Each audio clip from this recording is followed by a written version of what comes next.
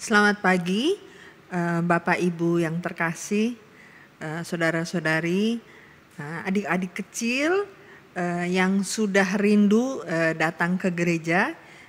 Kali ini kami masih melakukan ibadah online.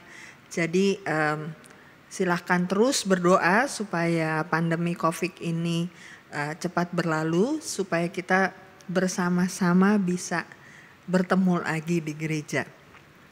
Mari kita mulai dengan bersaat teduh sejenak.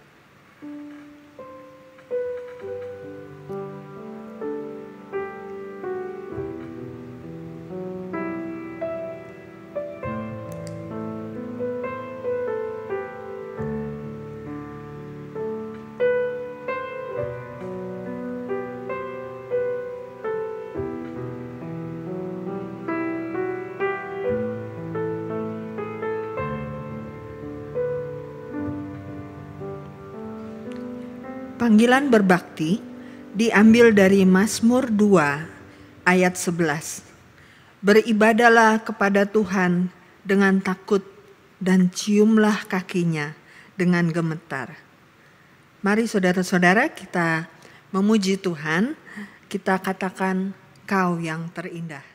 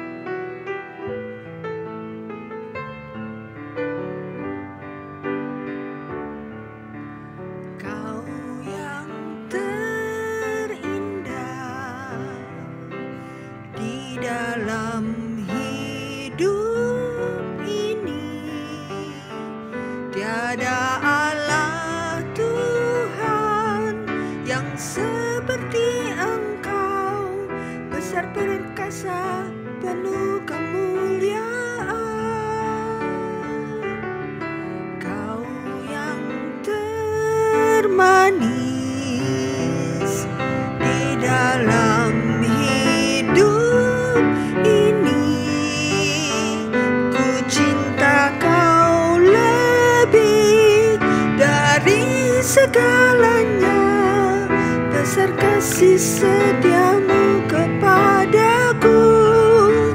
Ku sembah Kau ya Allahku, ku tinggikan namamu selalu.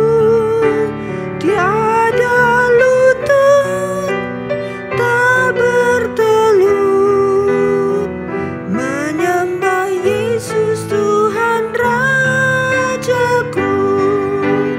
Ku sembah Kau ya Allahku, ku tinggikan namamu selalu. Semua lidah kan mengaku Engkaulah Yesus Tuhan Rajaku.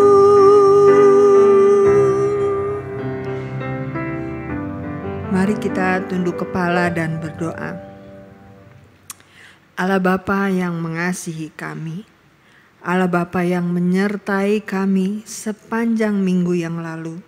Terima kasih atas setiap berkat-Mu bagi kami. Kini kami datang kepadamu Tuhan.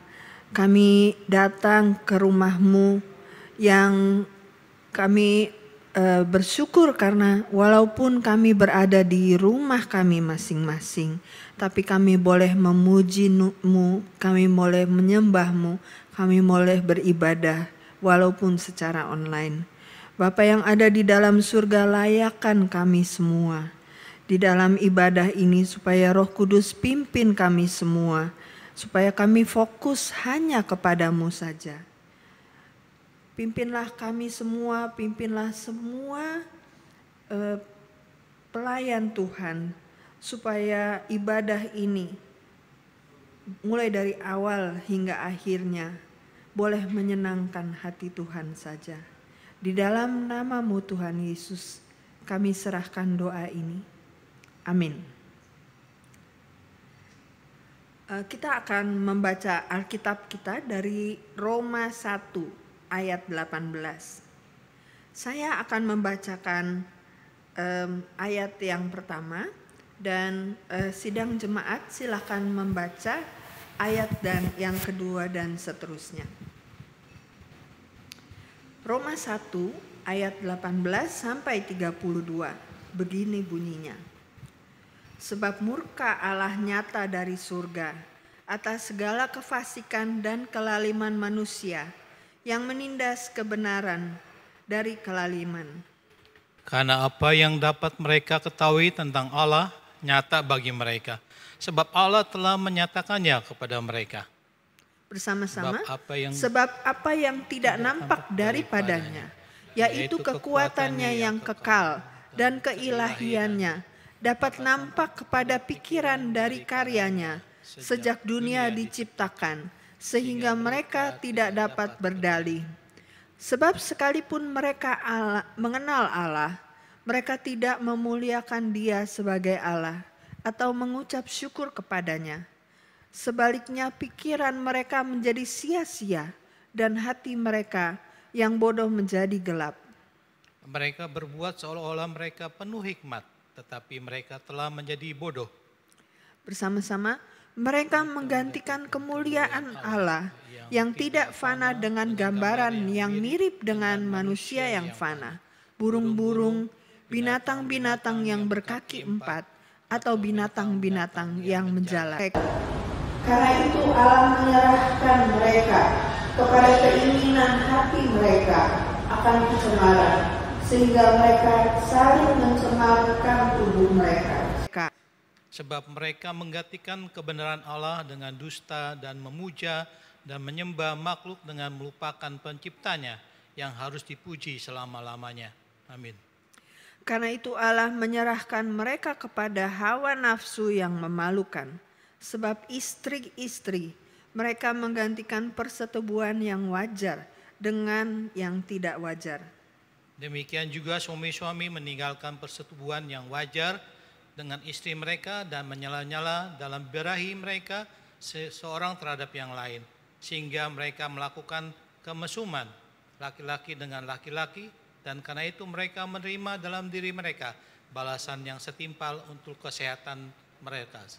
Sama-sama, dan karena mereka tidak merasa perlu untuk mengakui Allah, maka Allah menyerahkan mereka kepada pikiran-pikiran yang terkutuk, sehingga mereka melakukan apa yang tidak pantas, penuh dengan rupa-rupa kelaliman, kejahatan, keserakahan, dan kebusukan, penuh dengan dengki, pembunuhan, perselisihan, tipu muslihat, dan kefasikan. Mereka adalah pengumpat, pemfitnah, pembenci Allah, kurang ajar, congkak, sombong, pandai dalam kejahatan, tidak taat kepada orang tua, tidak berakal, tidak setia, tidak penyayang, tidak mengenal belas kasihan. Yang terakhir mari kita baca bersama-sama.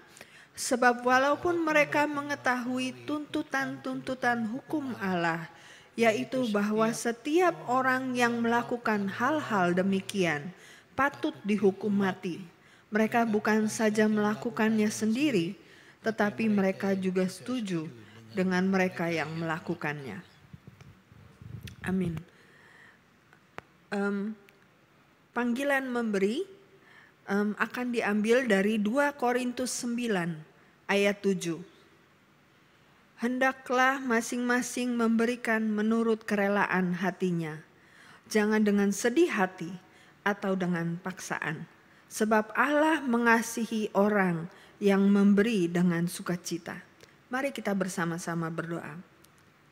Bapa yang di surga, Engkau sudah memberkati kami dari awal hingga akhirnya kehidupan kami. Kami percaya dan yakin di dalam pandemi COVID-19 ini tetap Tuhan menyertai kami, memelihara kami, dan menolong kami di dalam setiap keadaan pada saat kami senang ataupun kami mengalami tantangan-tantangan.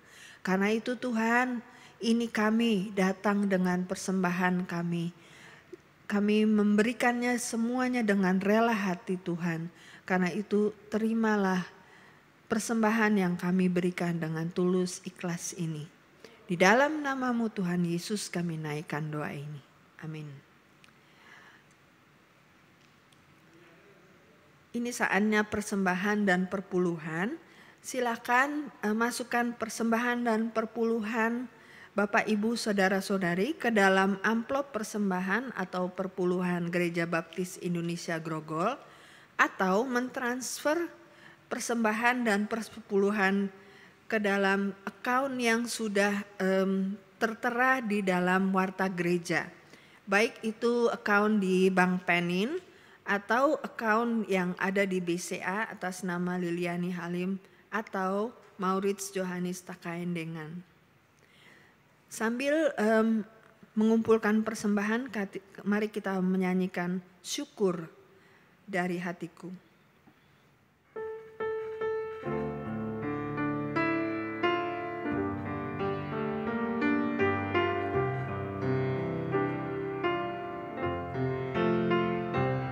Syukur dari hatiku pada Allah yang kudus. Syukur Dia memberikan putranya Yesus. Syukur dari hatiku pada Allah yang kudus. Syukur Dia memberikan putranya Yesus. Kini yang lemah dikuatkan, yang miskin diperkaya karena perbuatannya pada kita. Kini yang lemah dikuatkan, yang miskin diperkaya karena perbuatannya pada kita. Syukur.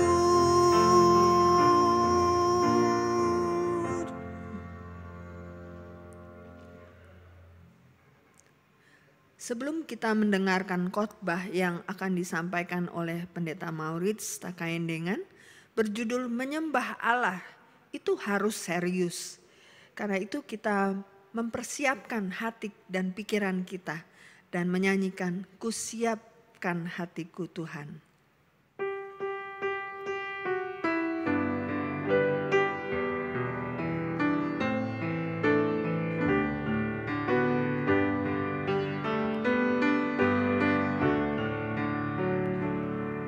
Kusiapkan hatiku Tuhan untuk dengar firman-Mu saat ini. Ku sujud menyembah-Mu Tuhan, masuk hadirat-Mu saat ini.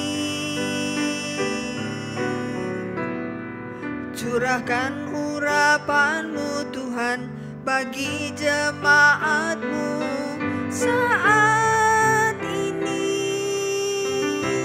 Ku siapkan hatiku Tuhan untuk dengar firman-Mu.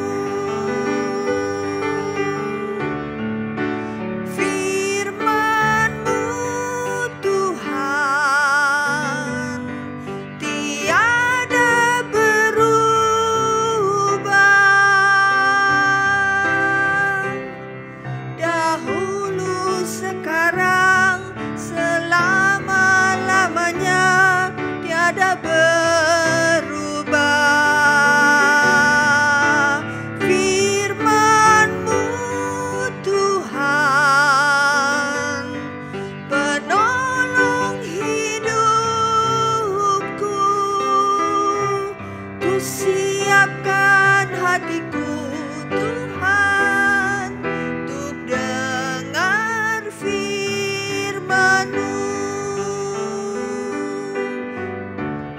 siapkan hatiku Tuhan untuk dengar firman-Mu.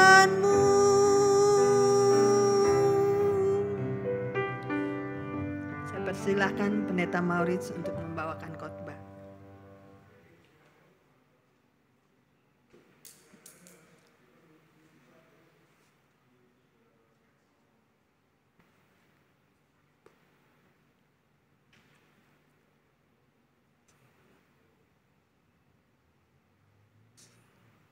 Sidang jemaat yang dikasihi dalam Tuhan, mari kita akan merenungkan firman Tuhan bersama-sama di hari ini, dan kita akan berdoa sebelum kita merenungkan firman Tuhan yang tadi sudah dibacakan.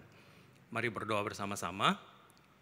Bapa di dalam surga, kami serahkan hati dan pikiran kami dan seluruh keberadaan kami dalam pimpinan dan dalam naungan kuasa Tuhan, supaya ketika kami belajar dan merenungkan firman-Mu, Roh Kudus-Mu sajalah yang menerangi kami dan menjelaskan kepada kami segala sesuatu yang Kau kehendaki untuk kami alami dan kami jalani dalam hidup kami sebagai anak-anak-Mu. Dari awal pemberitaan ini sampai pada akhirnya kami serahkan di dalam nama Yesus. Amin. Saudara yang dikasihi dalam Tuhan, kita ada di minggu pertama bulan Juli, dan di sepanjang bulan ini kita akan belajar bersama-sama kebenaran firman Tuhan di dalam tema besar kita pada bulan ini, yakni hidup kita untuk menyembah. Tema ini merupakan dorongan kepada kita semua agar walaupun kita berada di tengah-tengah pandemi COVID-19 yang memang sangat mengganggu hampir seluruh aspek kehidupan kita, tapi sebagai orang-orang percaya, sebagai anak-anak Tuhan, kita tetap berfokus kepada panggilan kita sebagai anak-anak Tuhan untuk tetap memuji, memuliakan Tuhan, menyatakan penyembahan kita kepadanya di dalam segala keadaan. Dan dari Roma pasal 1 ayat 18 sampai dengan 32 yang sudah kita baca sama-sama saudara. Subtema kita pada minggu ini yaitu menyembah Allah itu harus serius. Subtema ini merupakan apa yang kita bisa dapati dan temukan secara keseluruhan dari perikop ini. Bicara tentang penyembahan, Donald Whitney dalam bukunya 10 Pilar Penopang Kehidupan Kristen, suatu buku yang mengajarkan bagaimana kita membangun disiplin kehidupan rohani kita, dia mengatakan begini, menyembah Tuhan dalam kehidupan ibadah kita merupakan sesuatu yang penting dan mulia, menjadi sesuatu yang penting dan mulia. Karena menyembah Tuhan adalah memusatkan hati dan pikiran terhadap Dia serta menanggapi Dia secara positif. Jadi menyembah Tuhan dalam kehidupan ibadah kita merupakan sesuatu yang penting, ya. Sesuatu yang penting menurut Donald Whitney. Dan itu harus kita lakukan dan jalani dengan bersungguh-sungguh. Ya, dengan memusatkan hati dan pikiran kita kepada Tuhan, kepada Allah di dalam ibadah itu, dan menanggapi Dia secara positif. Nah, saudara yang kasih dalam Tuhan, nats yang kita baca hari ini dari Roma pasal 1 ayat 18 sampai dengan ayat yang ke-32, saudara jelas juga mengatakan kepada kita dalam pergumulan Paulus ketika dia menulis surat ini kepada orang-orang di Roma, rupanya ada satu topik juga yang dibicarakan di sana di awal, dan ini di awal pasal ini. Bulan lalu di minggu yang pertama kita sudah membahas dari Roma pasal 1, tetapi kita bicara tentang kuasa Injil. Tetapi dalam bagian yang kedua ini kita masuk ke dalam diskusi Paulus dengan orang-orang di Roma, yaitu berhubungan dengan ibadah. Kalau Injil adalah kekuatan dan kuasa Allah yang menyelamatkan semua orang yang percaya, seakan-akan kepada Paulus disodorkan, tetapi bagaimana dengan mereka yang tidak menyembah Allah, yang tidak percaya kepada Dia dan tidak menunjukkan penyembahan kepada Dia? Bagaimana mereka diperhadapkan dengan penghakiman Allah? Nah, saudara yang kasih dalam Tuhan, disitulah terjadinya diskusi terhadap ayat-ayat yang kita sudah baca tadi. Dan dari ayat-ayat ini ada 3 hal penting yang kita akan bahas. Yang pertama, yang merupakan kebenaran yang kita dapat dari ayat-ayat ini, ketika Paulus bicara tentang itu dan menanggapi diskusi tentang topik tadi, Paulus memulai dengan mengatakan bahwa memang pada kenyataannya ada penyembahan yang salah. Jadi ketika kita bicara tentang panggilan kepada kita orang percaya untuk menyembah Allah dengan serius, dengan sungguh-sungguh atau dengan benar, maka kita juga harus tahu dulu bahwa ada penyembahan yang salah. Nah, saudara-saudara perhatikan apa yang diungkapkan di dalam ayat-ayat tadi. Ketika bicara tentang penyembahan yang salah, ini bicara bukan hanya soal objek yang disembah. Nah, dalam ayat-ayat yang kita baca tadi, Paulus juga bicara bahwa ada penyembahan yang merupakan dilakukan atas ciptaan, ya. Jadi ada orang-orang yang menyembah apa yang mereka ciptakan sendiri. Segala sesuatu yang sebenarnya merupakan ciptaan, tetapi diangkat derajatnya menjadi sesuatu yang disembah, objek yang disembah. Ya, kemudian kita kenal itu dengan penyembahan berhala. Tetapi ketika Paulus bicarakan ini dengan orang-orang Roma, penyembahan yang salah itu bukan semata-mata karena objek penyembahan yang salah, yaitu bicara tentang berhala-berhala. Tetapi penyembahan yang salah juga adalah bicara tentang motivasi dan tujuan dari ibadah itu sendiri atau penyembahan itu.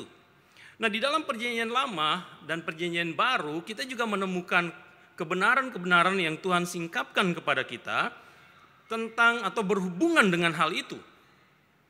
Ya. Dalam Yesaya pasal 1 misalnya, ayat 11 sampai dengan ayat yang ke-15, saudara juga bisa membaca di sana. Yesaya berbicara tentang penyembahan Israel yang salah. Bahkan sesuatu yang walaupun dilakukan dengan sungguh-sungguh dan dilakukan bahkan dengan berbagai bentuk pengorbanan, persembahan-persembahan, perayaan-perayaan yang istimewa dan luar biasa, tetapi Allah mengatakan bahwa itu penyembahan yang salah dan bahkan Allah tidak mempedulikannya. Bahkan Yesaya dalam penggambarannya, misalnya saudara lihat di dalam ayat yang ke-14 dan 15 saja, saudara lihat di sana. Dikatakan perayaan-perayaan bulan barumu dan pertemuan-pertemuanmu yang tetap aku benci.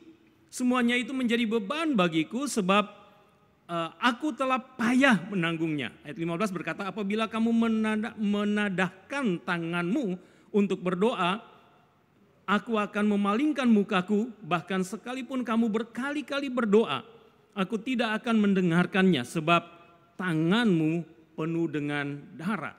Jadi saudara lihat bahwa ibadah Israel dalam Perjanjian Lama oleh Yesaya dikatakan walaupun itu dilakukan dengan perayaan-perayaan yang sangat luar biasa, dengan pengorbanan-pengorbanan yang luar biasa, tetapi Allah mengabaikannya. Bahkan dengan doa-doa yang indah, dengan ungkapan-ungkapan permohonan yang penuh penyerahan akan Tuhan pun dalam konteks itu Alkitab berkata Allah mengabaikannya. Tetapi juga kita bisa melihat dalam Perjanjian Baru. Dalam Kisah Rasul pasal yang ke-5 kalau saudara baca di sana, saudara lihat ada bentuk ibadah yang dilakukan oleh pasangan suami istri Ananias dan Safira. Tetapi Lukas mengatakan dan menggambarkan dalam Kisah Rasul ini bahwa karena motif dari ibadah mereka yang salah, sekalipun mereka memberi setengah dari apa yang mereka miliki sebagai satu persembahan kepada Tuhan, tetapi itu kemudian ditolak. Nah, tetapi dalam kisah itu tentang Ananias dan Safira, sama seperti apa yang juga diungkapkan oleh Rasul Paulus di dalam Roma pasal 1. Ketika bicara tentang adanya ibadah yang salah, maka ibadah yang salah itu selalu berdampak. Ibadah yang salah itu selain tidak membawa kita dalam memperoleh kebaikan dan anugerah Tuhan, justru dalam ibadah yang salah yang terjadi bagi kita adalah penyataan murka Allah atas manusia. Coba saudara perhatikan ayat 18 seperti yang dikatakan oleh Rasul Paulus dalam surat kepada jemaat di Roma ini.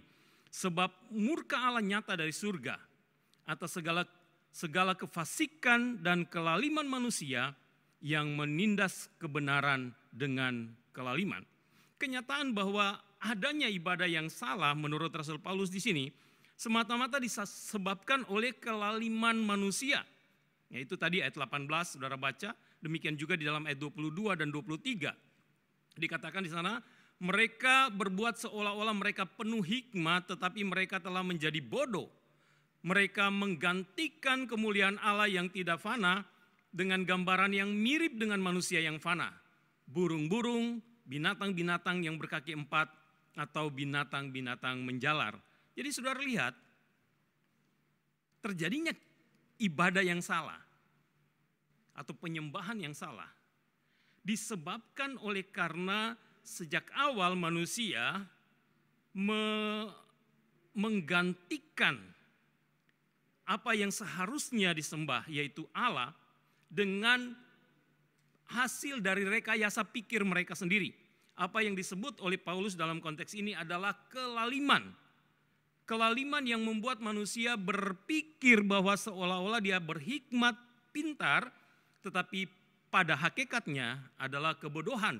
Oleh karena manusia menggantikan Allah yang seharusnya menjadi pusat penyembahan dengan berhala-berhala yang diciptakannya sendiri. Jadi karena itu saudara-saudara yang kasih dalam Tuhan, kita perlu dengan sungguh-sungguh memikirkan kebenaran ini. Pada waktu kita dipanggil dalam bagian ini untuk masuk ke dalam ibadah yang benar, bahwa ketika kita merindukan ibadah yang sungguh-sungguh, ibadah yang serius, yang berkenan kepada Allah sesuai dengan kehendaknya, maka kita harus belajar untuk mengecek bagaimana kita datang ke dalam ibadah kepada Allah. Apa yang kita pikirkan tentang Allah. Dan juga apa motif yang menggerakkan kita. Apa tujuan kita yang hendak kita capai dalam ibadah ini. Kalau itu bukan sesuatu yang bersumber pada Allah dan untuk Allah, maka kita harus mengoreksi dorongan untuk kita beribadah kepadanya. Nah yang kedua, kalau kita membaca ayat-ayat ini, terutama di ayat 21, saudara lihat, dalam ayat 21 Rasul Paulus berkata, sebab sekalipun mereka mengenal Allah, mereka tidak memuliakan Dia sebagai Allah atau mengucap syukur kepadanya. Sebaliknya pikiran mereka menjadi sia-sia dan hati mereka yang bodoh menjadi gelap. Dari ayat ini kita melihat bahwa penyembahan yang serius itu harus diawali oleh pengenalan yang benar akan Allah. Saudara-saudara yang kasih dalam Tuhan, ayat 21 menegaskan kepada kita bahwa sesungguhnya kita manusia dapat mengenal Allah. Bahkan ketika dalam diskusi di pasal pertama ini, orang-orang mungkin mempertanyakan kepada Paulus atau membawa pertanyaan-pertanyaan kepada Paulus, bagaimana dengan manusia yang belum pernah mendengar Injil? Kalau Injil itu kekuatan Allah yang menyelamatkan semua orang yang percaya dan orang yang benar akan hidup oleh iman, tapi bagaimana dengan mereka yang tidak pernah mendengar Injil? Bagaimana nasib mereka? Dapatkah mereka diselamatkan? Nah, saudara perhatikan bahwa pada dasarnya Paulus mengatakan bahwa setiap orang pasti akan dihukum berdasarkan kepada hukum moral yang telah Tuhan nyatakan kepada manusia di dalam hati manusia. Sebab pada hakikatnya ayat 21 mengatakan bahwa seharusnya semua orang mengenal Allah. Setidaknya manusia dapat mengenal Allah dari apa yang telah Allah lakukan, dari hakikat karya dan ciptaan Allah yang begitu ajaib.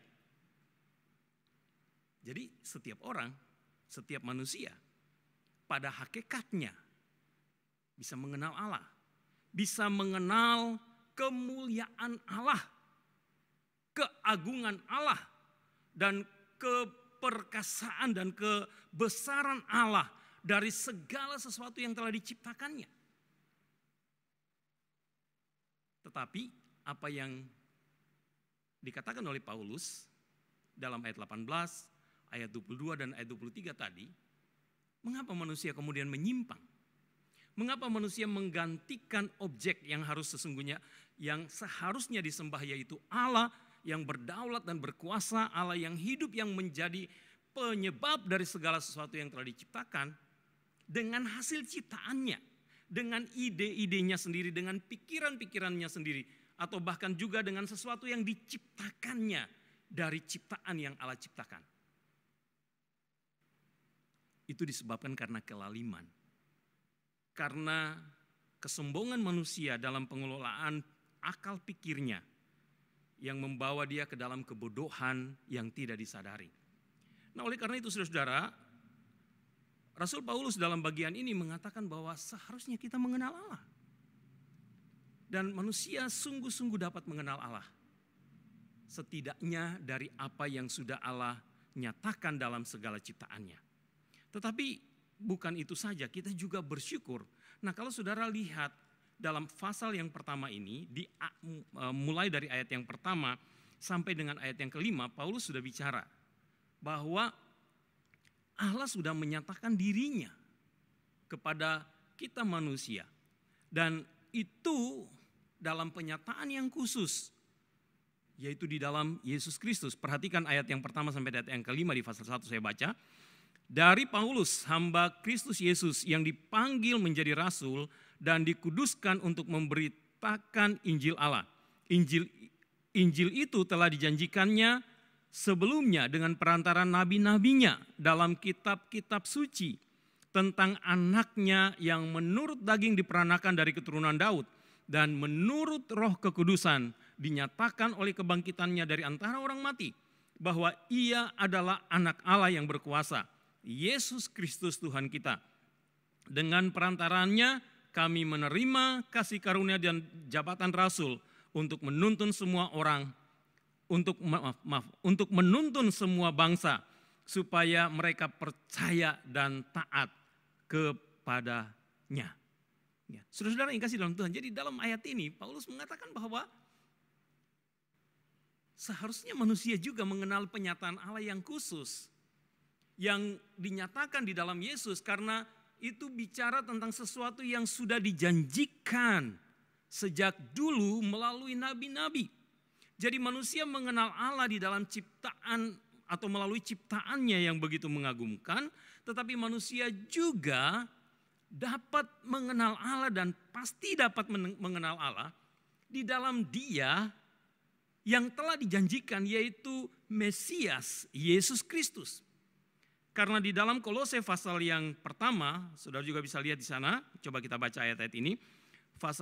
Kolose pasal yang pertama, ayat yang ke-15 sampai dengan ayat yang ke-18. Kolose pasal yang pertama, ayat 15 sampai dengan 18, saya baca kepada sidang jemaat sekali lagi berhubungan dengan ayat ini. Ia adalah gambaran Allah yang tidak kelihatan, yang sulung lebih utama dari segala yang diciptakan. Karena di dalam Dialah telah diciptakan segala sesuatu yang ada di surga dan yang ada di bumi, yang kelihatan dan yang tidak kelihatan, baik singgasana maupun kerajaan, baik pemerintah maupun penguasa. Segala sesuatu diciptakan oleh Dia dan untuk Dia. Ia ada terlebih dahulu dari segala sesuatu dan segala sesuatu ada di dalam Dia. Ialah kepala tubuh, yaitu jemaat.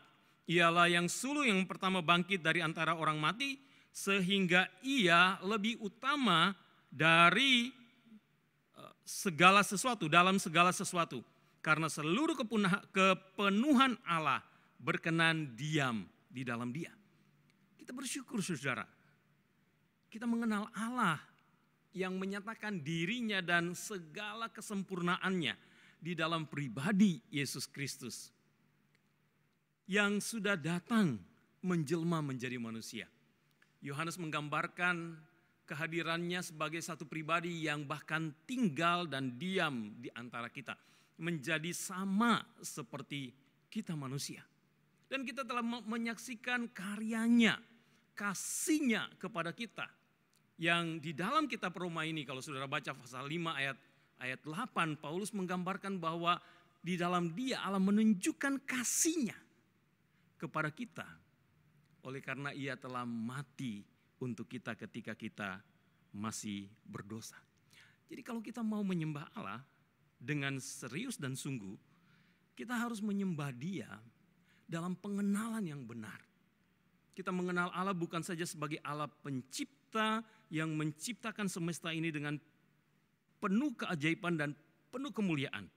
Tetapi kita juga mengenal Allah yang telah menyatakan diri di dalam Yesus Kristus oleh karena kasihnya kepada kita. Dia menyatakan diri di dalam Kristus yang kemudian memikul semua noda dosa kita di dalam dirinya di kayu salib. Dia menjadi perantara bagi kita untuk membawa kita masuk ke dalam hadirat Allah. Tanpa pengenalan akan Kristus, saudara tidak bisa menikmati dan masuk ke dalam penyembahan yang benar akan Allah. Nah, saudara-saudara yang kasih dalam Tuhan, nah ini hal yang kedua. Jadi penyembahan yang serius, yang benar itu hanya dapat dialami oleh setiap orang ketika saudara sungguh-sungguh menyadari hakikat Allah yang besar dan agung dan kebesaran yang telah Dia nyatakan di dalam Yesus Kristus sebagai juru selamat dan perantara kita. Nah, yang terakhir yang kita baca dari bagian ini, Roma pasal 1 ayat 18 sampai dengan ayat yang ke-32.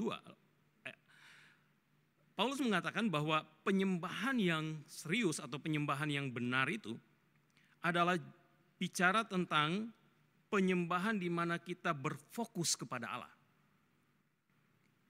Seringkali kita mendengar dalam diskusi, dalam percakapan sehari-hari, ada banyak orang Kristen yang menyatakan keinginannya untuk beribadah, keinginannya untuk bersekutu didasarkan kepada rasa takut. Ya, ada orang Kristen yang merasa takut kalau tidak beribadah, takut tidak diberkati, takut tidak mengalami kasih sayang Tuhan. Ada orang-orang yang kemudian menjadi takut karena tidak beribadah, takut mendapatkan musibah, takut mendapatkan problem-problem dan masalah dalam hidup. Ada banyak orang mau beribadah karena takut gagal dalam usahanya, takut gagal dalam rumah tangganya. Semua pemikiran demikian menggambarkan bahwa motif dari ibadah sesungguhnya bukan berfokus kepada Allah tetapi berfokus kepada diri sendiri. Nah, saudara perhatikan ayat 21. Dalam ayat 21 dengan jelas Paulus mengatakan begini. Sebab sekalipun mereka mengenal Allah, mereka tidak memuliakan Dia sebagai Allah atau mengucap syukur kepadanya. Nah, saudara perhatikan frasa ini mengandung pengertian bahwa seyogianya orang yang mengenal Allah dengan benar dan yang beribadah kepada Dia dengan benar, maka fokus ibadah itu adalah kepada Allah yang dikenal, bukan kepada kedirian manusia kita. Yaitu apa? Ibadah yang berfokus kepada Allah itu adalah bicara tentang ibadah yang memuliakan Allah. Ibadah di mana Allah ditinggikan, Allah dipuja, Allah diagungkan, Allah disembah. Dalam segala bentuk ekspresi ibadah kita. Menyadari diri sebagai yang diciptakan. Menyadari diri kita sebagai manusia yang dicintai dan dikasihi Allah dan oleh karena itu Ia telah mengutus anaknya bagi kita. membawa kita ke dalam sikap hati. Ketika kita beribadah, dalam segala bentuk ibadah kita, baik ibadah ketika kita di rumah sendiri, baik ketika kita bersama dengan keluarga kita, ibadah ketika kita bersama-sama menyelenggarakannya di dalam gereja dan dalam gedung gereja sebagai satu persekutuan, semuanya harus terpusatkan kepada Allah sebagai pribadi utama yang harus dipuji dan disembah. Tetapi dalam ayat ini pun kita mendapat kesan yang jelas. Paulus menegaskan bahwa ibadah yang berpusat kepada Allah berarti ibadah yang menyatakan rasa syukur kepada Dia. Kita bersyukur untuk segala sesuatu yang telah Allah lakukan dalam hidup kita. Kita bersyukur karena kita percaya bahwa apapun yang telah Allah nyatakan dalam tindakan-tindakan kasih-Nya kepada kita adalah baik untuk kita. Mungkin itu sesuatu yang kesannya tidak baik. Tetapi sesungguhnya semua yang Allah nyatakan dan lakukan adalah tindakan kebajikan dan kasih-Nya kepada kita. Jadi ayat ini menegaskan kepada kita bahwa pengenalan akan Allah harus membawa kita ke dalam ibadah yang penuh penyembahan akan Dia. Dan juga ibadah yang diliputi dengan rasa syukur. Kita menerima segala sesuatu yang Allah berikan, Allah nyatakan kepada kita. Dengan tetap memuliakan Dia dan mengagumi Dia. Mungkin itu yang perlu kita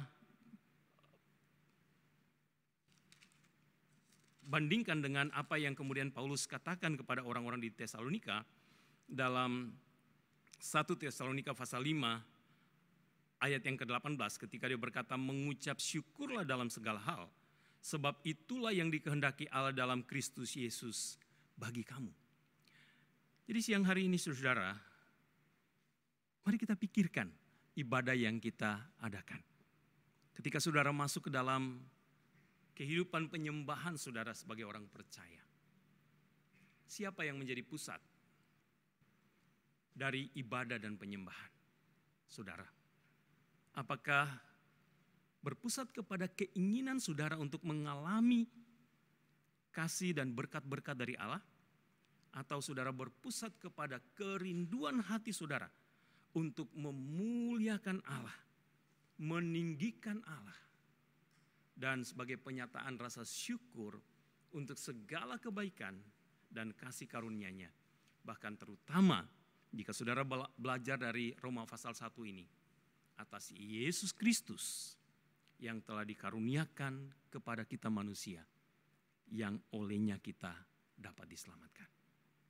Saya berdoa supaya sepanjang bulan ini, ketika kita sedang merenungkan panggilan kita sebagai orang percaya untuk hidup yang menyembah, kita akan menyembah Allah saja dan meletakkan Allah sebagai pusat dari seluruh kehidupan, ibadah, dan penyembahan kita kepadanya. Tuhan Yesus memberkati kita semua. Amin. Mari kita berdoa. Bapa di surga, kami bersyukur untuk firman Tuhan yang sudah kami dengar siang hari ini. Kami berdoa Tuhan supaya Engkau memimpin kami, agar ibadah-ibadah kami dan penyembahan kami kepadamu adalah penyembahan yang serius, karena Engkau menghendaki itu, penyembahan yang sungguh-sungguh, yang didasarkan pada pengenalan yang benar akan Engkau, dan juga sebagai penyataan sikap betapa kami berfokus kepada Engkau dalam setiap langkah hidup kami sebagai orang-orang percaya, sebagai bentuk dan ungkapan penyembahan dan ibadah kami kepada Tuhan. Tolonglah kami Tuhan, berkatilah kami Tuhan, dan pimpinlah kami untuk hidup dalam ibadah yang benar kepadamu. Di dalam nama Yesus kami berdoa. Amin.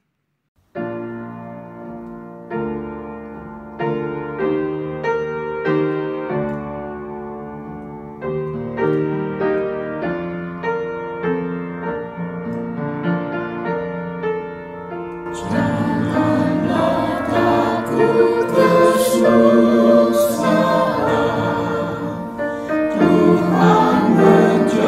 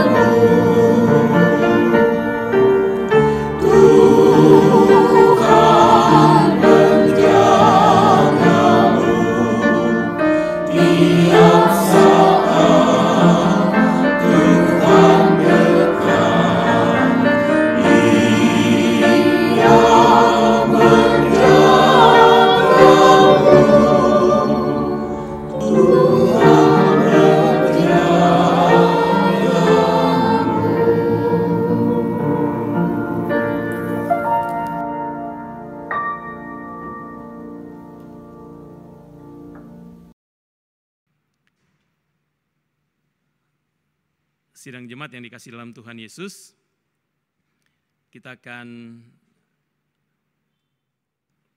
mendengar pernyataan khusus dari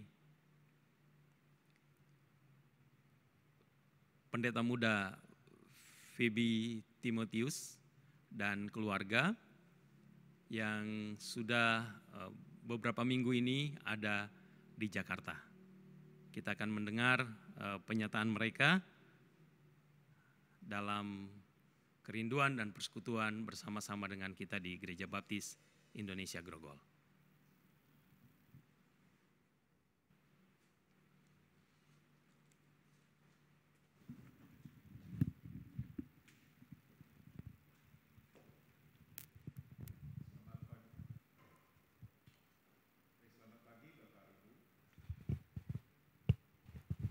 Selamat pagi Bapak Ibu Saudara sekalian yang saya kasih dalam nama Kristus. Saya bersyukur kepada Tuhan sampai hari ini Tuhan menolong keluarga kami beberapa waktu di Jakarta. Dan pagi hari ini Minggu tanggal 5 Juli 2020 kami mendeklarasikan, kami menyatakan untuk menggabungkan diri sebagai anggota Gereja Baptis Indonesia Grogol. Baik saya maupun istri dan anak kami Meru, dan saya bersyukur dan juga berkomitmen di dalamnya untuk bersama-sama melayani sebagai hamba Tuhan yang Tuhan panggil, Tuhan tetapkan di dalam kehidupan kami bersama dengan keluarga. Dan terima kasih untuk segala dukungannya, doa selama ini dan apapun yang sudah disampaikan, diberikan, kami mengucap syukur. Dalam keadaan-keadaan yang sangat sulit bagi kita, tetapi kami juga tetap mengucap syukur bahwa kita boleh berjumpa dengan Bapak Ibu Saudara dalam kondisi yang terbatas ini. Terima kasih, ini yang saya bisa sampaikan kepada jemaat semua. Ya, baik, sidang jemaat, kita sudah mendengar keputusan keluarga Pendeta Phoebe, dan karena itu mari kita berdoa. Tentu saja kita semua menyambut kehadiran beliau sebagai bagian dari persekutuan kita sebagai Gereja Baptis Indonesia Grogol dan hak penuh sebagai anggota Gereja Baptis sejak hari ini. Mari kita berdoa untuk itu. Bapa di surga, kami bersyukur dan berdoa bersama-sama pada hari ini menyatakan rasa syukur kami kepada Tuhan oleh karena Tuhan sudah memimpin keluarga hamba-Mu Pendeta Muda Phoebe untuk ada bersama-sama dengan kami di Gereja Baptis Indonesia Grogol. Dan hari ini mereka menyatakan komitmen mereka untuk menjadi bagian dari Gereja Baptis Indonesia Grogol dan bersama-sama melayani sebagai hamba Tuhan yang Tuhan tetapkan dan Tuhan panggil ada di tengah-tengah kami, dan juga sebagai anggota gereja yang akan bersama-sama berdaya upaya untuk kemajuan gereja ini dalam pertolongan dan pimpinan Roh Kudus. Kami berdoa dan menyerahkan keluarga ini dalam seluruh pergumulan mereka, dalam seluruh kerinduan mereka dan setiap tantangan dan di tengah-tengah tanggung jawab dan tugas-tugas pelayanan. Biarlah Tuhan akan terus memberi pimpinan dan pertolongan dan Tuhan akan menjadikannya sebagai alat berkat di tengah-tengah gereja ini dan masyarakat di Jakarta untuk memuliakan Engkau dan untuk hormat nama-Mu sendiri. Terima kasih Bapa, kami bersyukur dan menyerahkan Pendeta Muda Phoebe, Bu Ila dan juga Meru ke dalam tangan kasih sayang Tuhan. Dalam nama Yesus, dengan rasa syukur kami menyambut hamba-Mu ini ke dalam persekutuan kami bersama-sama dan percaya bahwa Allah akan pimpin dan berkati mereka. Haleluya. Amin.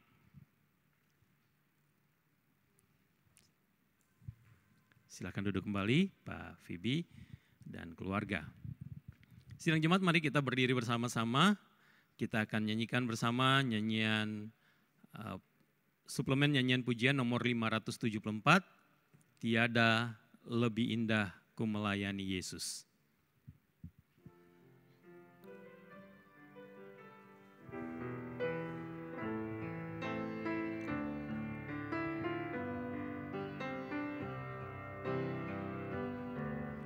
Tiada lebih indah ku melayani Yesus, walaupun berat dan sukar jalannya, takkan aku bergoyah sebelum berakhir hidupku, karena aku tahu apa arti hidupku. Terindah dalamku, terindah dalamku, telah ku lepaskan, terkasih dalamku telah ku tinggalkan. Asal hati Yesus merasa senang selalu, karena aku tahu apa arti hidupku. Ku melayani Yesus, itu terlebih dari semua. Ku melayani Yesus, itu terlebih indah. Ku melayani Yesus, ku melayani Yesus, itu terlebih dari semua. Ku melayani Yesus, itu terlebih indah.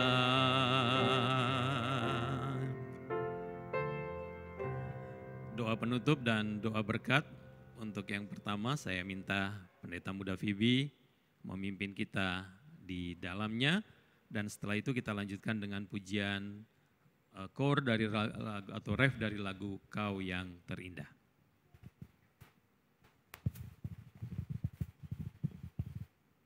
Mari kita berdoa.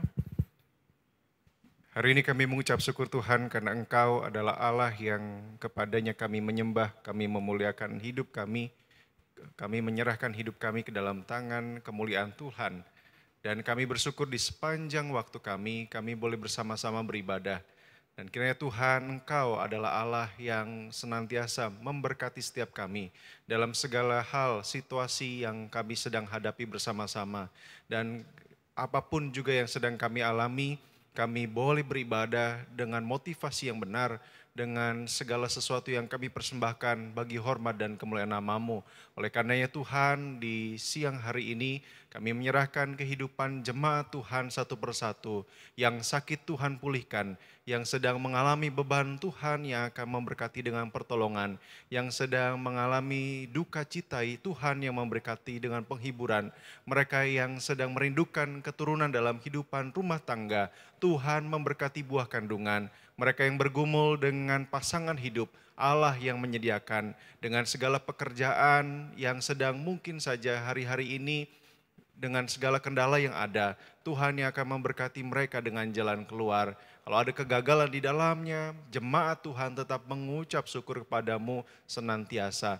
Karenanya itu Tuhan, di dalam nama Bapa, Putra dan Roh Kudus kami menyerahkan setiap jemaat Tuhan dari saat ini sampai selama-lamanya. Di dalam nama Tuhan Yesus yang hidup kami berdoa, haleluya, amin.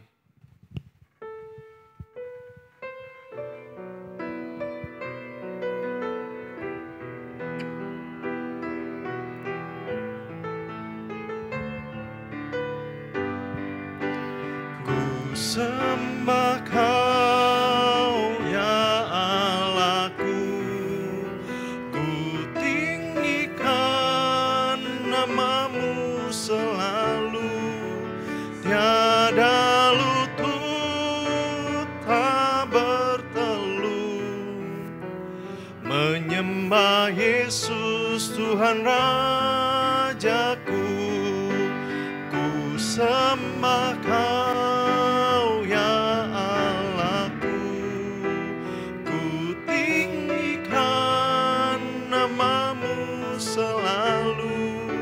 semua lidah kan mengaku, Engkaulah Yesus Tuhan Rajaku, Engkau Tuhan Rajaku.